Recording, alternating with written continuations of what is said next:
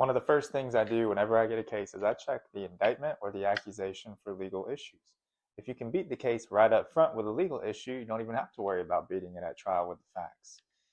A recent case came down in the Court of Appeals where that happened. It had to be appealed. It didn't happen in the trial court, but there was a guy that was on probation, first offender probation, which means he hasn't been convicted of anything, but he's serving a sentence. And when he's done with that sentence, everything will wipe off his record essentially. As he's serving that sentence, probation goes into his house and finds a gun in his dresser drawer. They say that he's violated his probation by possessing a firearm by a convicted felon. They go to a hearing. The probation officer testifies that, yes, I found the gun. The judge says, yeah, I find that you did commit the new crime of possession of a firearm by a convicted felon.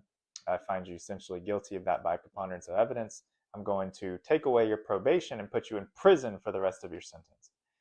They appeal it. And the reason why they appeal it is because he wasn't convicted of a felony. The defendant's appellate attorney says, no, no, no.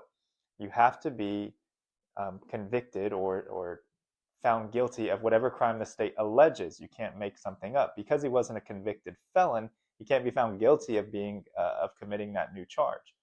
And if they would have charged it differently and said possession of a firearm by a first offender probationer, then yeah, the judge could have got him that way.